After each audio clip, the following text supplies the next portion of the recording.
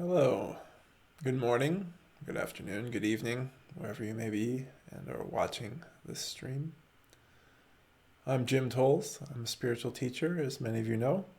I blog regularly at spiritualawakeningprocess.com.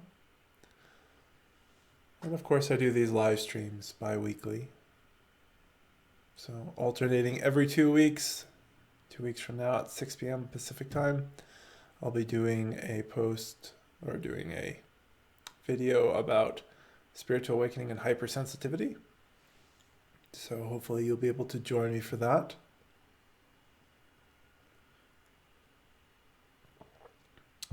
I'll take a couple minutes just kind of chatting generally before diving into the topic to give people time to log on, tune in. If somebody could type in the chat pod to let me know that you can hear me, I would appreciate that.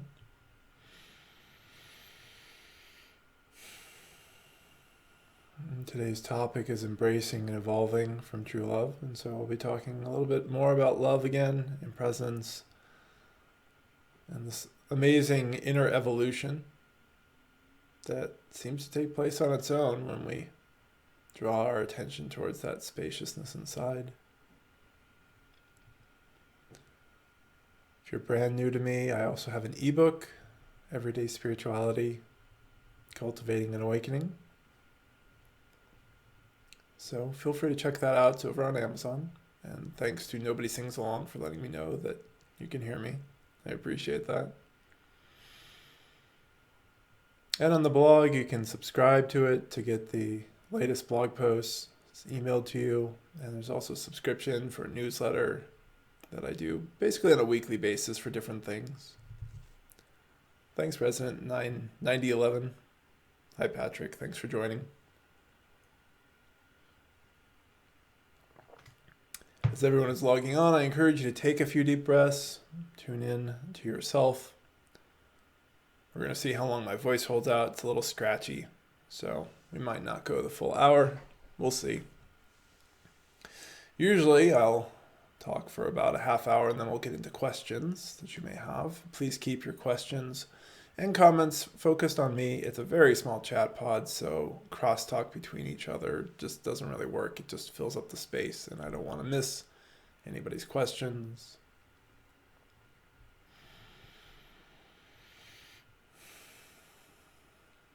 And as many of you know, I also do one-on-one Skype sessions, so if you're interested in that and we've never talked about it, feel free to message me. And you, of course, can do that through my blog. That's where I try to collect everything. There's a lot of different ways to get in touch with me, but it's easiest for me if you use the contact form on the blog.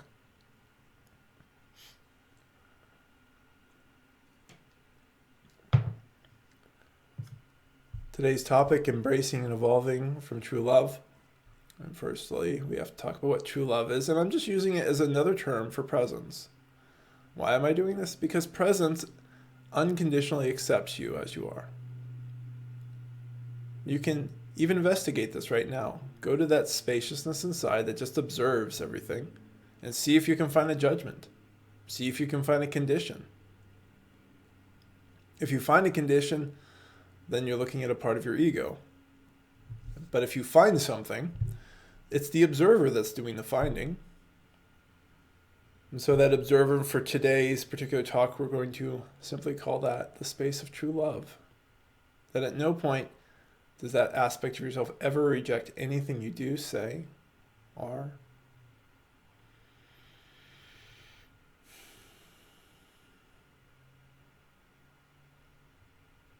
Setting up this kind of understanding is important so we go beyond any of our more simplistic and immature ideas of love, because most of what love is for a lot of people is just a good feeling that somebody really, really likes us, or that we've got a nice set of hormones and endorphins going off in our bodies that make us feel good.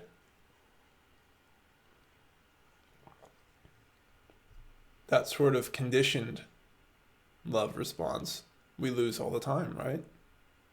We feel good for a while, then it went away. Another thought came in and decided we couldn't feel that way, and we can chase feelings forever. And a lot of people chase feelings in the spiritual path, and it's a big problem. And that's why we're kind of starting off going to some of these fundamentals, we have to understand where real love is, because if we don't understand that, now we're chasing experiences and we're looking to other people to give us experiences, and that gets you into so much trouble.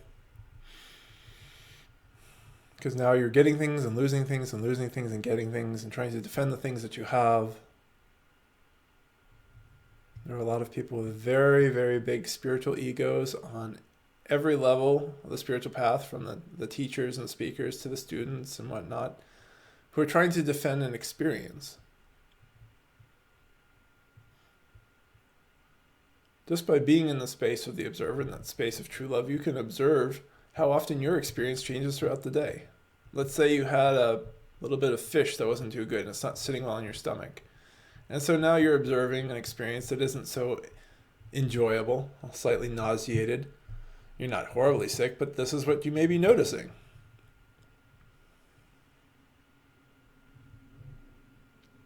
So the conditioned love would not really show up, because most people don't have a condition in their brain that says, oh, I really enjoy this sense of nausea. It's usually the reverse. We get towards aversion.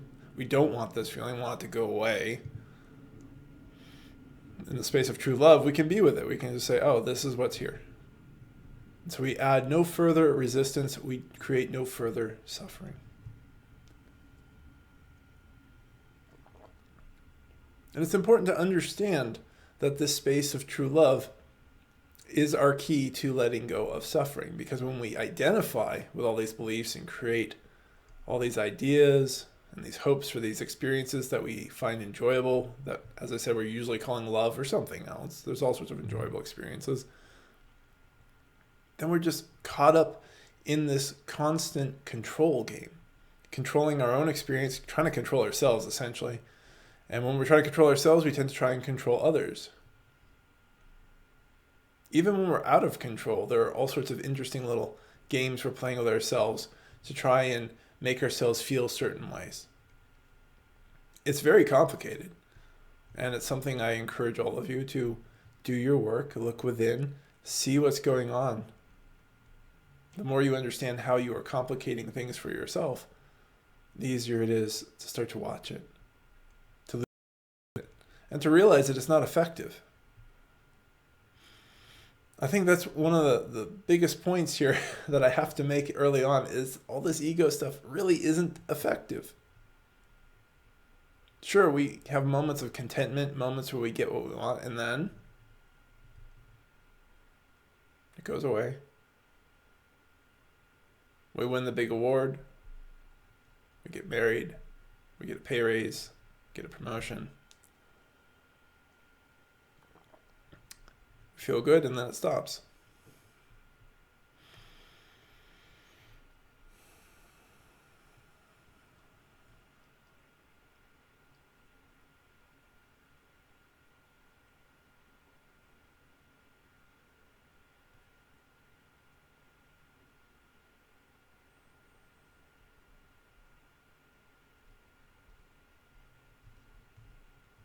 So we can't seek anything in this ephemeral world. We can't try and seek some sort of perfect experience. It's not how life is. Otherwise, we're going to cause ourselves all sorts of suffering. So instead, we come back to that space of true love, that space of observing. And we keep coming back and we keep embracing it again and again, because you're going to find that you are still very interested in being a person. There's all sorts of hidden beliefs that will draw you back in again. Everything will be going fine and everything like that. And then suddenly an issue comes up.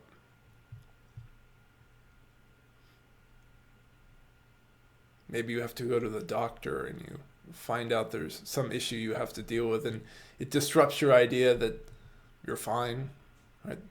It disrupts your idea that you're not going to age, because despite the fact intellectually a lot of people know that we all have to age and we're all going to die, we don't really want to believe it. And then life comes along and disrupts our little illusion. And suddenly we're identified again, and we don't like this, and we want our bodies to be healthy the way they've always been.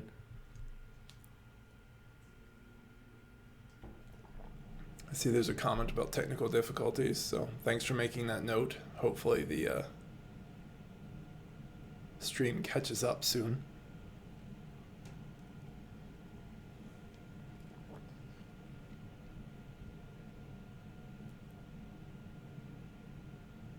And so whenever difficulty comes up, that's one of our big tests. To come back again to that space of awareness, to come back to true love where you just truly accept everything as it is. Truly accepting whatever is going on with your body, with your heart, in your external world, with your children, with your parents, with your friends, with society. And coming back to the space of total non-resistance. You just keep doing that again and again and again. And over time, what happens is you do lose interest in this ego story. Sometimes the ego gets, the way we're talking about it, I think almost gets too impersonal. On the one hand, it kind of is, because when you're watching it, you realize it's just kind of running on autopilot. But other times, we forget that this is really a whole bunch of our own choices. They may be a whole bunch of unconscious choices, but they're still our choices. And it's really important to understand that you make a lot of choices unconsciously all the time to be a person. And any attempt to get away from difficulty in life is not going to succeed, but we keep trying.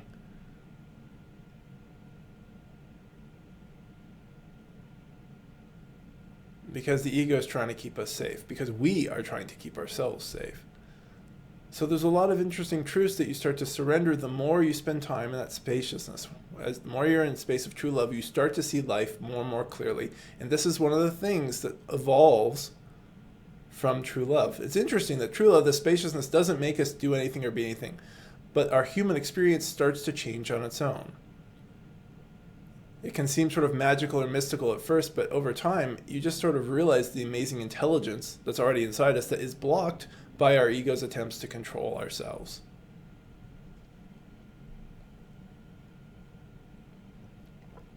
So clarity starts to come to the forefront. When you're in that space of the observer, you're not identified with the thoughts. You start to observe things. It's kind of redundant to say it like that, but that's the absolute truth. You start to observe things easier and easier. Like, oh, wow, look at all these thoughts, right? This is a big thing that many people in their meditations initially observe. It's like, wow, my brain is really busy. Yeah. But when we're lost in it, we don't think anything of it for the most part, because we're amidst the thoughts. We're caught up in the clouds rather than being the blue sky that's observing all the clouds that are moving by. And as I said, we're very attached to these ego clouds. We're attached to these ideas about ourselves because we think they're going to keep us safe. And of course, I've mentioned in other things, we like to bargain. This is one of the big ego protection rackets. We try to bargain and say, okay, I'll give up those clouds in the sky, but I really want to keep these. Right? It's not hard to convince somebody to come on the spiritual path to help them let go of certain kinds of pain and suffering. They're like, oh yeah, I want to get rid of that. But if it now involves also giving up other relationships that perhaps are part of that pain, perhaps have completed, and sometimes there's nothing wrong with them, they're no longer something that wants to continue in your life, then suddenly people are like, no, I want that, I'm going to hold on to that, right? And we're back in the ego again and back in the clouds. We have to get our collective heads out of the clouds to see life clearly.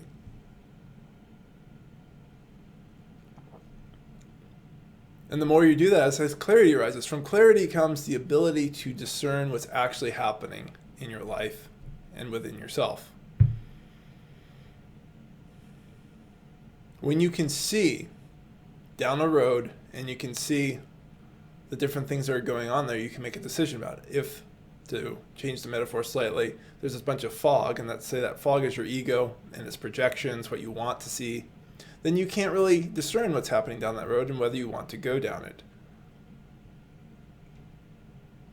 A lot of egos will come up with all sorts of interesting ways to say, well, you can't know everything. And it's not about knowing everything. It's not about trying to be prophetic. It's just about paying attention.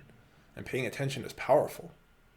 And from paying attention, you can take conscious action and support yourself and others in ways that you would not have known were even possible.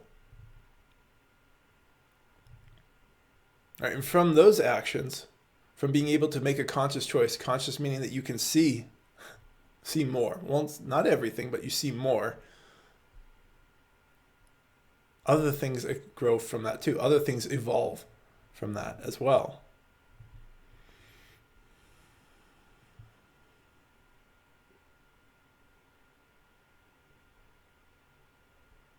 So I can use myself as an example that in seeing myself clearly, it's easy to see that this path of spiritual teaching was something that was true to me. And I basically started 7 years ago. October is kind of my anniversary month for this work. And so in so doing, other avenues opened up and I could walk down that road and see more. And I can touch more lives and I can help more people. Right? So things keep expanding out of that ability to make conscious decisions through knowing myself. And the same applies for you in all sorts of different ways. And it doesn't have to be a spiritual teaching job. It can be anything. There's also the beauty that we tend to not have to deal with a lot of problems because we don't create that. And this is one of those gifts that you simply have to appreciate is there, but you're never going to really have any way of knowing. You're never going to know all the different conflicts you avoided by being clear, by not wandering into the fog and running into somebody.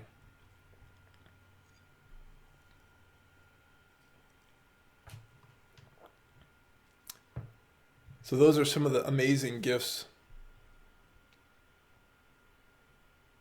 that we get to embrace. Once again, this isn't about finding the easiest path forward or anything like that. There's a lot of confusion when we start talking about the ease and effortlessness and going with the flow, because there's clarity in this seeing, because you are seeing what is there, not trying to find the easiest route so that your ego feels good and feels like it gets everything it wants. And that's commonly what people think of. That's what the ego wants to hear. That's the story. It wants to know that it's going to be safe and everything's going to feel good for it for the rest of its life. And that's not anybody's story.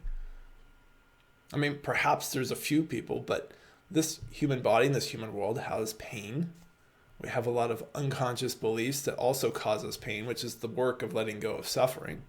We're letting go of the ways that we create suffering on ourselves.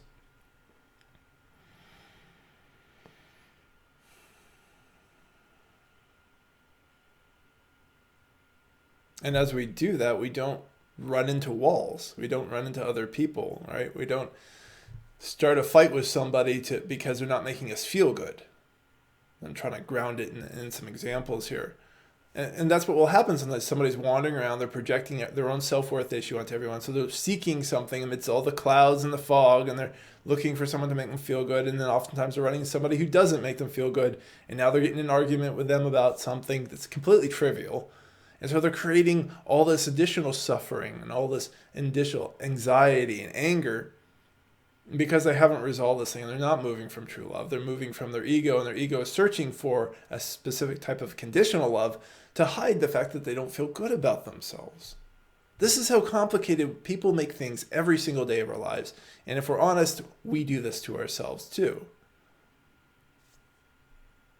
Right? So we don't want to make this about other people. We want to understand that we're involved. Right? It's not like we're waiting around for other people to be more spiritual like us. Every now and then there's that idea going on for people. And it's not healthy or useful. If you want to help other people, do your inner work. Because as I said, you'll be less likely to go run into other people trying to grasp for your different needs, things you think you have to have. So clarity evolves from true love, and that allows us to see truth, allows us to see human realities going on. It allows us to see things that the ego might not want to hear, like we're going to die, there's going to be pain in our life, bodies age and degrade. Human beings generally respond by how you respond to them. If you respond kindly to a human being, they respond kindly back. If you respond cruelly or neglectfully to someone, they will respond in kind. Not everyone will do that, but that's by and large something you start to see. So this is a clarity that grows into truth and to understanding of mindful ways to interact with different people, when and how. It's not manipulative. It's just understanding what you're working with. If you see somebody who's super scared and they're standing on the Golden Gate Bridge you start to have a better sense, oh, this person is feeling suicidal. I am going to address this situation appropriately. But if our blinders are up so much that we can't even see that, we don't even see there's a problem. And tragedies happen from certain levels of ego blindness that go on. Right? So that's another aspect of the ego self is it's inherently blind. True love is open to seeing as much as we humanly can. Once again, it's not everything. We're human beings. And when we're open in this way, we also realize our limitations.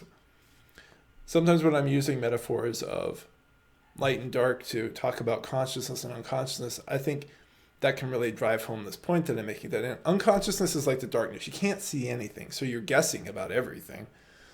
But when there's light, you can see some things, but not others.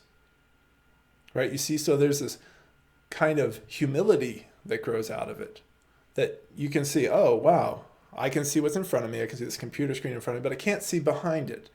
So I know that's a place where I have a blind spot. I need to learn about it. So consciousness gives us humility. Humility evolves out of the space of true love because we start to appreciate our limitations because we can see them better. Versus when we're unconscious, we just believe whatever our ego is taught. So if you feel like you know everything, then you know everything. If you feel like you know nothing, you feel like you know nothing, right? Very disempowered states.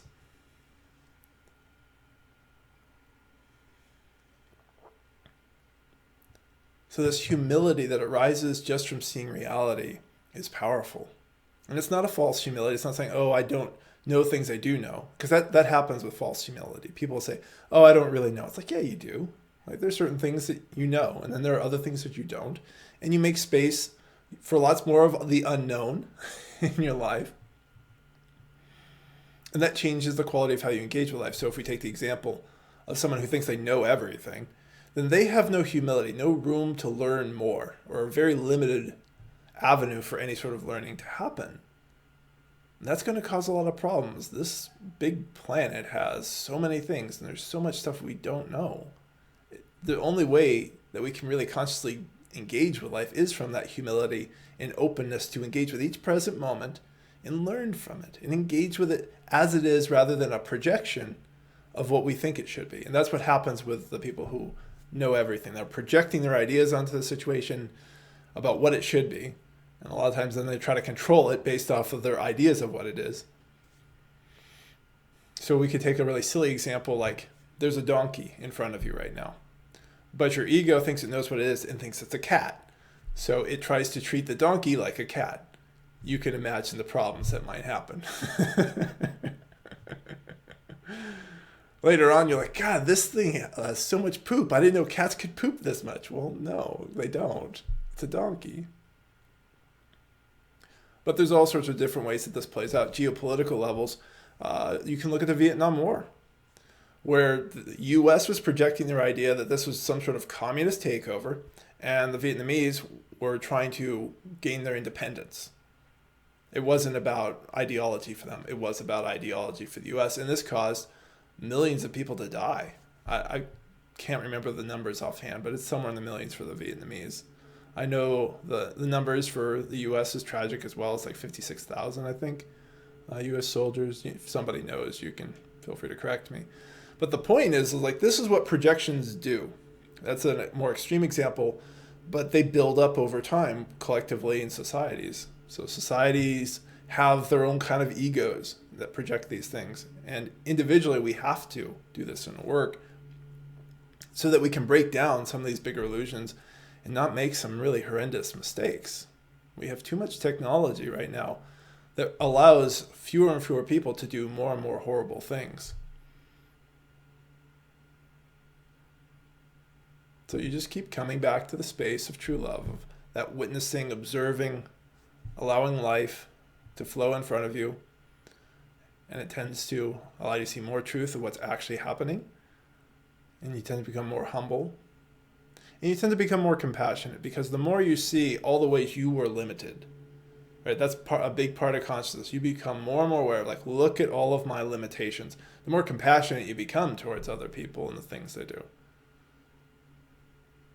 You realize, like in the metaphor of the cat and the donkey, it's like, wow, I just spent my whole life trying to engage with this donkey as a cat, and this is ridiculous. And it caused me so many problems, and I never had enough food for it because I wasn't appreciating it properly. I was always angry because it was hungry and I wasn't feeding it right because I thought it was a cat and it never used the litter box. We could change the metaphor and say, this is you trying to make a business partner into a friend. Right? That's not what that relationship really was about. And it really messed up the business. Or you can try and turn a friendship into a romantic one, and it messes things up. It causes suffering because that's not what's arising for the two people. But these are many ways that we use our projections of what we want to see as we're trying to get different kinds of love and peace and happiness that the ego wants. And ironically, as we spend more time in that space of true love, the presence, consciousness, I'm using these terms synonymously for those who are just joining, we tend to find more peace and loving kindness and happiness. They start to come up, and I've been practicing this a lot with my students, really helping to drive home the point that when we stop and we get out of the way and we allow our heart, body, mind, and spirit to take care of themselves, suddenly all the things we've been striving for start to arise inside us. And it can really mess with the ego. In the West, we think we need to do everything. And action and, non-action are equal. You need to use them as a balance in life. Right? This isn't about some sort of lack of ability to take action. It's not about laziness. But once you make that space to the action, whatever it may be that you need to do for today, you can observe that as well. And you just keep coming back to the observer, and the tendency is to keep returning to peace. The happiness wants to come up. Loving kindness comes up. Compassion comes up. This clarity I've been talking about comes up. Humility comes up. All of these gifts start coming up suddenly. And my students will be like, this is too easy, right? That's the ego that thinks we need to do things. And I just keep saying, keep coming back here. Keep coming back here. Come back here in the easy moments. It will help you to remember to come back in the more difficult moments. In the more difficult moments, if you've been practicing, then when it's really difficult, when you're really triggered and all the ego things are screaming in your head, it'll be even more available to come back to the space of awareness.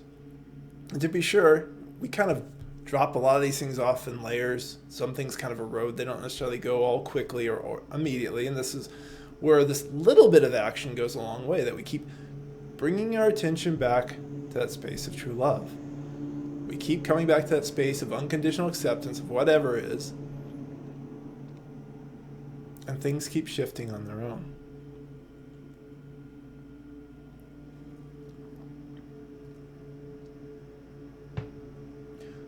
And the beautiful thing about coming into the space of true love and all these other fruits that life starts to offer you, the loving kindness, the compassion, the clarity, the humility, the ability to see truth, and then you can take action on all that, and those things keep growing. They keep offering themselves up to you in different ways, and typically they do start to get reflected in some degree from the external world, but that is never the goal. We're not expecting the external world to ever play nice with us. If it does, be grateful. Right? And I think that's another aspect of clarity as we are watching life. We start to appreciate the things that are in our lives, versus the ego never seems to be particularly appreciative. It immediately forgets whatever great things it has, like indoor plumbing. That's a big deal. Right? There are parts of the world that still don't have indoor plumbing, and that, human defecation in public areas is a really big problem. It's a huge health issue. But we get so used to it in the West that we forget that there's this amazing gift that we all have access to. All right, so that's that part of that clarity. When you're looking at life as it is, it starts to show you what's in front of you. It shows you what gifts that you have access to. It shows you things like it's such a miracle that any of us exist. Think of the infinite number of things that had to happen for this planet just to form, much less for any single one of us to be alive right now. And it will blow your mind. Right? So clarity shows these things to us as well. These are the truths and revelations that start to come up in a lot of spiritual awakenings, because the ego is finally broken down enough that the person can actually observe reality. And then the work comes to clear out more and more of the ego self so that you can see reality. But you don't have to wait for an awakening to be able to see these things. That's the beautiful thing about presence, about the space of true love.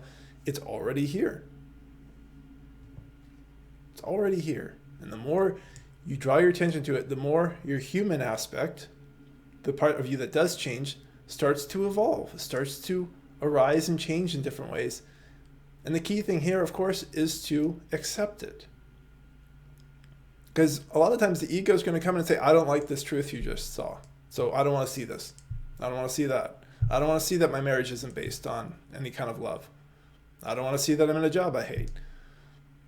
I don't want to see I have to go to the doctor, right? It will come in with all sorts of different things. And you have to learn to watch it rather than to believe it and agree with it. Because if you believe and agree with it, now you're getting lost in the story again. And you're re-energizing the ego self.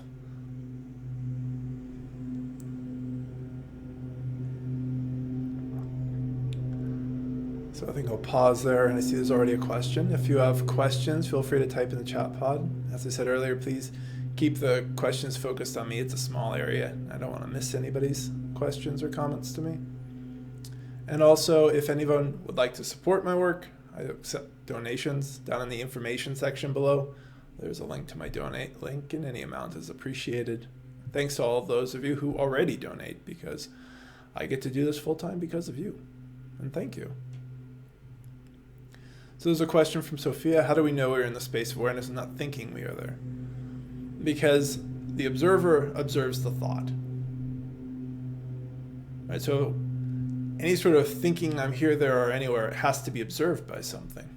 And that's it. That's all it is. It's just a space of observation. So it doesn't matter if you're thinking or you're not. You don't have to have a quiet mind. I think that's a common misconception, that if there are thoughts, somehow they're not in the right space. If you have a quiet mind, that's just a different experience. It's no better or worse than any other experience. It's nice. Oh, and if you have a quiet mind, it doesn't mean you don't have beliefs.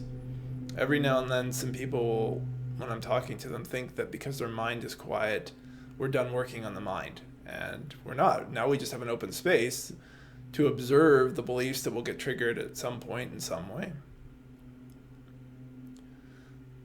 So it's simple, and I think that's something I want to emphasize here, Sophia, that it's simple. You're just observing. You can observe thoughts right now, and it doesn't matter how you feel or what you're thinking about or any body sensations or energies that are going on. You're observing that, and you want to keep bringing your attention back to that observer. Let me know if that helps. I can continue to explain. And as I said, anybody with other questions, feel free to ask now.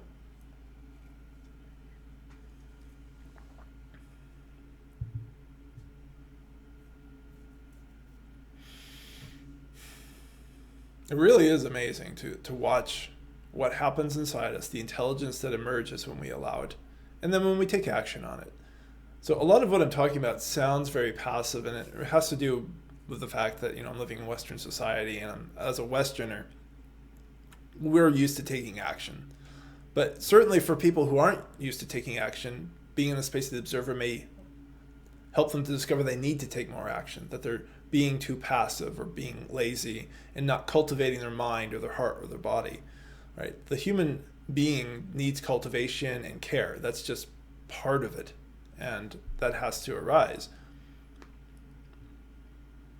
From Patrick, is it safe to experience love as a gift given to another or received from another without any expectation for the sake of the goodness felt, like with meta respect for impermanence? Well, see, now this is where we get in a little bit of trouble here, Patrick, and I'm glad you brought this up, because now we're talking about conditional love. There's all kinds of conditional love. And we need to go towards true love first to really understand conditional love and how to express it and when to express it. Sharing it's fine, it's not a problem, but we need to understand the space of total acceptance within ourselves, this space of true love. It's so important because it clarifies a lot of different things. And I can give you an example of how we can get in trouble with loving kindness, Because sometimes we'll see somebody that, let's say they're homeless and hungry. And I can think of a former friend who did this. And they're like, oh, I'm going to get them something to eat, right? So projecting an idea of what the situation needs because this person wants to feel good about themselves by helping another. Or those are the deeper issues, but because this person isn't going back to that space of true love and clarity, they don't even realize these projections. So this is projecting the cat onto the donkey. And so, comes out with this, particular piece of food, and the guy doesn't want it and rejects it because that's not what he needs in that moment, or it's not the type of food he wants, or whatever happened to be at the time. I don't even remember. So there, the love, the gift is now being rejected, and the person is no longer feeling good because it was corrupted.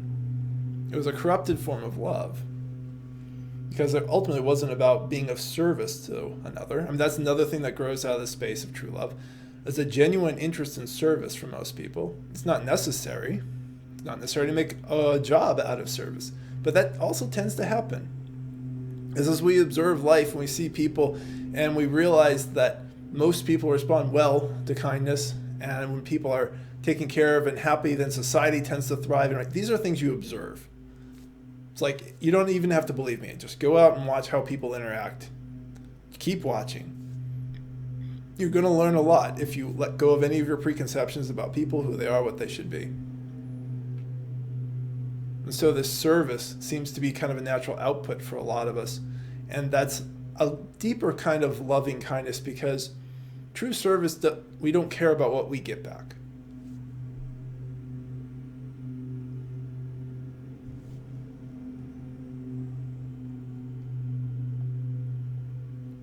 So, when life is kind to you, Patrick, that's fantastic. But, think of it like candy. You don't want to eat a lot of it. You don't want to get addicted to it. But true love, that's the banquet. From Sophia, following up. I'm struggling with body senses coming up at the same time. Yeah, and this is why I'm saying with presence, going back to that topic we were just discussing, presence is not an experience. Presence, true love, these different words I'm using for it today, it's just the observer. So you are observing body sensations. And you may be observing that a part of your ego doesn't like the body sensations, but you can observe all that. So you just keep coming back, keep embracing that space of true love that just allows these things to be there. The longer you can do that, a lot of things just start to resolve themselves. And for a lot of people externally, this looks magical. And this is why I've been really driving this home in my sessions with students lately. And if any of you are new to me and haven't talked to me about sessions, feel free to reach out. Because if we can't understand how simple this is, we're going to start to complicate things. Because I know what happens with the body sensation thing you're talking about, Sophia. Because the next thing the ego decides is like, I'm doing something wrong. So therefore I have to fix something. And I have to change something. And I have to, the have to start to build up as the ego is trying to achieve some of these other deeper unconscious things. So that will equally help you go further in your work through this observation, because you start to ask, what am I trying to achieve here? What are the different beliefs that are upset right now? Right? So you may have a belief that my body shouldn't feel this way. And because we get so identified with it, Sophia, it's tough at first to really want to give that one up, because who doesn't want our body to feel good? But sometimes it doesn't. Sometimes it doesn't. Sometimes people are very sick, and they need to have this practice of coming back to true love to be able to handle the sickness without making it 9 times worse, without having the ego say, oh, I don't want my cancer, I want it to go away. But if that's what's there in their present moment, then that's what's there. It's that simple. It's painful for a lot of people. So we have to take the suffering out so the pain can be managed better. So there's a practicality that also evolves from the space of true love. That when you see what is, and we can let go of a lot of these other beliefs that we have, it really helps us to manage and deal with difficult things that human beings have to deal with. Sophia says, thanks, we'll keep coming back for sure. Yeah, and that's it. It's so simple. You just return your awareness, and you've already re-arrived. When my mind got quiet, my emotional pain came out. And that also happens. So, well, this isn't the topic of today, and I talk so much about inner work and the importance of it. When we come to true love, you're going to see more about yourself. And when the mind gets quiet, sometimes that emotional pain that was actually disturbing the mind reveals itself. So that's actually a good thing. That's not a problem. But keep observing. Breathe into it. Allow it to arise. Patrick says, I've experienced that before. It's with an expectation of reception and perhaps reciprocation. So that goes back to what we were just talking about with conditional love. And I'm glad you quit candy. As a quick side note, sugar is a big problem. It's one of our biggest forms of self-avoidance, right? So when emotional pain, like Sophia's just mentioned, comes up, some people go towards sugar because it makes you feel good, rather than going to the core of an issue that's causing all the pain. Sugar is one of those big hidden sight problems that I don't think Western world has really grappled with, particularly the US here. But it's a flower too. So as you know, all those who've been listening to me for however long, since, as I said, I've been doing a lot of work for 7 years now, we have to go to the root. If we don't get to some of these root causes inside, what happens if we just chop off the top of a weed? It grows back. It becomes something else. And I really encourage you to keep coming back to the space of true love, to dig out the roots so you don't create this new spiritual ego. The spiritual ego, in this case, I'll make a distinction between spiritual ego and conscious ego. Conscious ego knows it's made up, doesn't ultimately exist, and it's just a helpful tool to remember certain things or to express certain things.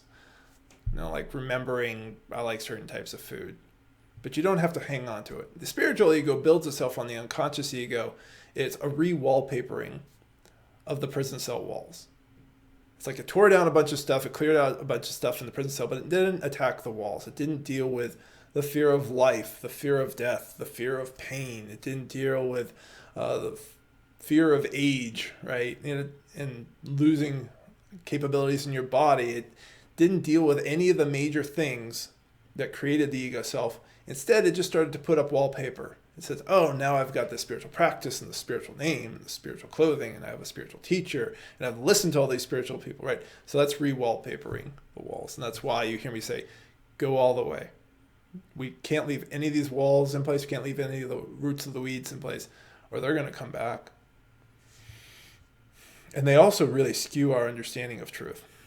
And that skews our ability to deal with life, which means we're just creating new fog and new projections and not seeing reality again.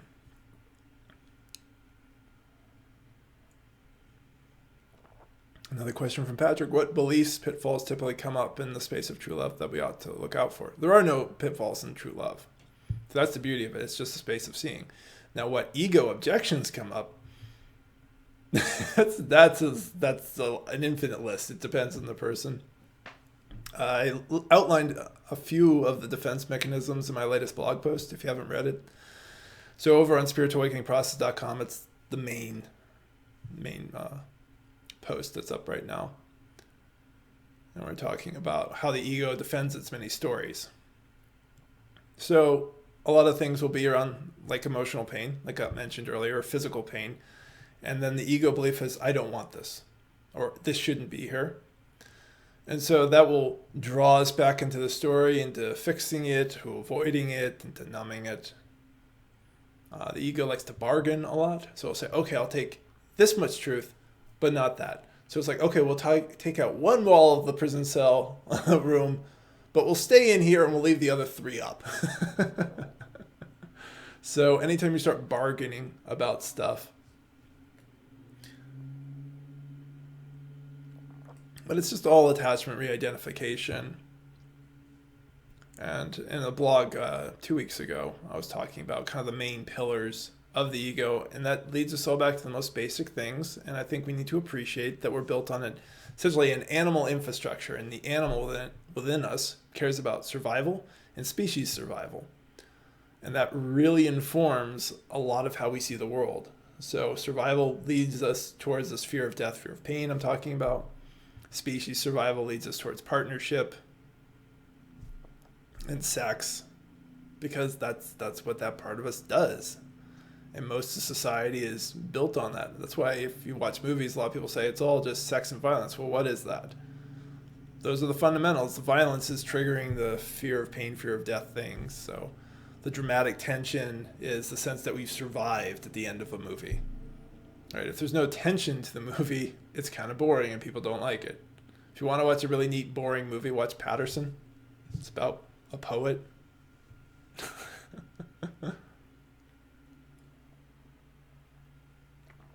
So does that help, Patrick? He says he likes the metaphor, and the door is open, you remain within the cage. And that's common, too. So I also want to encourage you, because, as I said, compassion grows out of it. You don't need to be upset if you find yourself backsliding. What matters is that you keep paying attention and keep coming back. That you will, because this seems to be how human beings are. We'll like step out of the prison cell, and then we'll go back in, then we'll step out, and we'll go back in. And usually what happens over time, though, is each time you go back in again, it feels worse. It's like we almost metaphorically grow. So once we're out of that small space, we start to expand. And then we have to kind of cram ourselves back into that old fearful way of thinking and looking at life to fit in it again, and it feels terrible. Then you'll step out again because it felt bad. And then you are bigger and you're like cramming yourself back in. And so it just helps you go further in releasing the things you still hold on to. Patrick loves Patterson. What other questions do people have? I know there's some others of you other than Patrick and Sophia, but thank you both for asking questions. You're welcome to continue. If you haven't asked a question, feel free to do so. And if you have a really personal question, you're welcome to message me through my blog, spiritualawakeningprocess.com, to just say, hey, this is the thing that's going on for me. Because I know this is a public forum, and I don't know all 15 people who's probably watching right now. Laura comments, I quit sugar, alcohol, and caffeine, and I still feel like crap. But I embrace the profundity of my feelings, my sensations with all my being, and I know my heart is well taken care of. Yeah, it's great to do that sort of clean out, because then the body can start to take care of itself and to self-regulate. And if you actually have a real physical problem, you can notice it. So that's another aspect of numbing. And so I'm glad you brought up those things that you did, Laura, because so much of society is numbing itself. And if you're numb, you can't identify the problem. Many of you heard me say over and over again, you have to feel to heal. And think of that as like one particular tool set. You don't always have to, but you can't be in resistance to the feelings. So in a space of true love, some things actually resolve themselves. So you're feeling it, but you're not necessarily focusing on it in the way that I often do with people. And I call that focused relaxation. That's usually what I mean when I'm saying you have to feel to heal. The biggest thing really is that letting go and not getting in the way of it. But sometimes there will actually be a problem that by being clear on ourselves, you pick up on these things a little bit quicker in your body. And since we're all our initial line of self-diagnosis, it can never be somebody else, doctors, dentists, they can only kind of look from the outside in. That's actually an important health thing for the long term. Not just because like sugar and alcohol are unhealthy anyway, but the additional quality of numbing is a real problem. So one of the big things I've been saying to a lot of people, especially they're early in their spiritual path, see if you can drop out any sort of intoxicants, alcohol, drugs, mind-altering things. And if you've done that, move to sugar and caffeine, because the clearer you are, the more your body can self-regulate. And you can figure out if you have food deficiencies. Sometimes that's going on. It's like when I eat really healthy, I have like zero sugar cravings. I just don't want it at all. If I don't eat as well, then suddenly my body starts craving stuff. And some of the old ego patterns I had used to kind of look for sugar. I never really thought of myself as having a sugar addiction. But when I started really cutting it out in March 2013, I found out that I did have a little bit of a sugar addiction. And so for me, cutting it out was like muffins, yogurt, right? These things that we've had branded to us as healthy. And I was like, oh, wow. Look at that, 24 grams of sugar in this one little muffin. Is that healthy? No.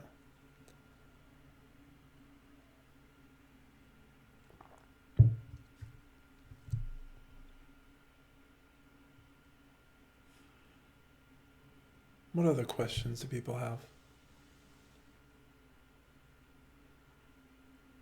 And as I mentioned earlier, thanks to everybody who supports me through donations. There's a donation link down below if you want to help support these. The next talk I'll do is in 2 weeks. I'll be talking about spiritual awakening hypersensitivity. All right, speaking of unnumbing, so this is a great segue into that a lot of sensitivities start to arise for people because they're not numb and they can feel things again. It's no different than if you took off your, earplugs and an earmuffs and you're standing by a jet engine, right? Before, like, you could be by that jet engine and it's like, yeah, I hear a hum. And then you take it off, you're like, holy moly! It's like, what is going on? It's like, stop the noise.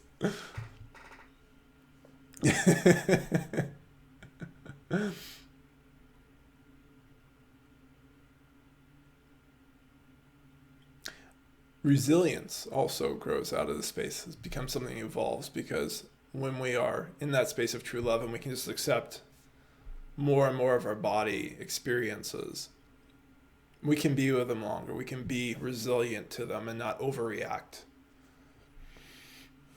Sometimes people overreact and they go right back to the numbing agents again. Right? So then you don't resolve the issue, you just hide it. So it's a kind of relief. On one of my oldest blog posts, maybe it's a 2011 even, it's the difference between relief and release. That as you come into the space of true love, coming to presence, things can start to release and resolve themselves, and you don't have to deal with them again. Relief is when we kind of push it back down and we cover it up. So it means it will come back, something externally will trigger it again, and then you will have that issue again. And then you will cover it back up, and then it'll come back up again, and it'll cover it back up, and on and on and on. And this is what a lot of people are doing, and it's exceptionally unhealthy. Bodies can break down depending on what you're covering things up with. So we could take cigarettes, right, trying to cover up a sense of loneliness through smoking, or whatever it may be for somebody, and then they get lung cancer, right? So all that numbing and what they're trying to do to manipulate how their emotions felt, as opposed to being able to understand it and release it, they just covered it up until they had to lose part of their lung. Right? This is a common story. I know I'm not telling any of you things you don't know. I'm just reinforcing that we have other options, and the space of presence is the most fundamental and simplest option. And from that space, this human being resolves a lot of things for us. It tends to move us towards more love, humility, inner peace, all the things I've been mentioning today. From that, we can move more towards conscious action. This is the thing that people are often wanting to know. Like, how do we take conscious action? It's like, let that grow out of this space. We don't need to force it. We don't need to come up with new philosophy, because a lot of people are trying to jump to this conclusion to always know what to do, what the right things to do. And that's not how it is. This is a very organic space, very intuitive space. So you don't necessarily know what to do in different things. You just stay with it in the present moment, and then you trust what intuitively arises. And that's exceptionally powerful. So intuitive abilities grow in the space. So, I mean, I can't point out, I can't emphasize enough all the beauty that grows out of it too. All that stuff that comes to you while allowing and being in that space of true love. And does it happen immediately? Probably not, because you're usually too committed to the old ego. And so the resilience to keep bringing attention back. And when you need support or when you need a spiritual tool, go find it. Right? This brings you the clarity to help choose wisely, as opposed to just grabbing to fix things, because people absolutely use spiritual tools to try and fix themselves as opposed to resolve. So in the sense of fixing, it really is the ego just wants to be out of pain. That's it. With resolving, we're embracing the pain. We're saying, okay, this is part of my experience. Pain is part of human life.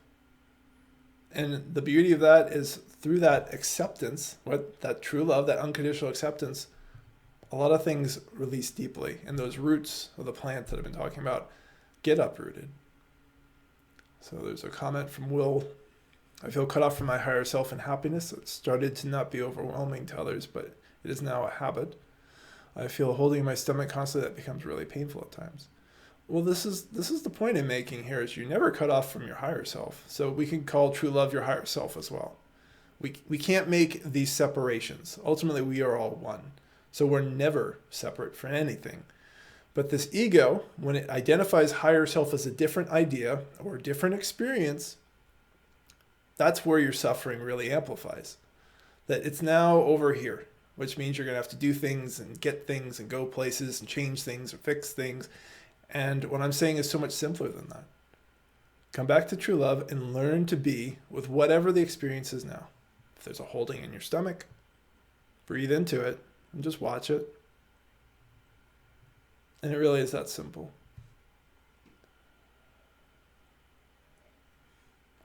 I think this will be my last question from Patrick here before I close.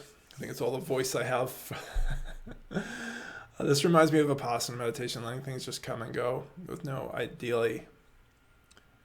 clinging and aversion. Aside from meditation, what practices reinforce returning to the space of true love? No, we don't need any more practices. Just that observing. That observing isn't even a meditation itself, because you can observe when you're driving, when you're taking your kids to school, when you're sitting on the toilet. Anytime you can come back to that space of observation. So don't make this difficult, Patrick. Don't add layers onto it. Just keep coming back to that space of awareness. Keep watching. Sophia, I kind of got lost in looking for spiritual tools and just want to practice self-acceptance. Any suggestions to increase resolving?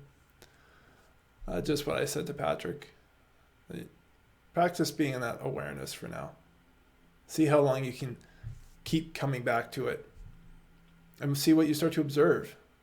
Right? Over time, as I said, this clarity grows, and that will enhance your wisdom. I think I missed saying that one. Like, wisdom's in here too. Like, so much stuff can arise if you allow it. You just can't be distracted by whatever discomfort comes up that the ego may want to resolve, or other different thoughts. You keep coming back. And lastly, do you have a magic formula to go back to true love? Something you can say, a prayer or something? No, it's just like what I said to Patrick and Sophia. So I'm just really want to emphasize that true love that I'm talking about is just pure observation. That's it. All right, so it's not a feeling. It's not an experience. It's a space that embraces all experiences. So on that note, thanks everybody for your questions and comments. I'll be posting before long the announcement for the next talk, Spiritual Awakening and Hypersensitivity. I wish you all well on your spiritual path, and just keep coming back to the observer, come back to the true love. You may be amazed at what grows out of it. Take care, everyone.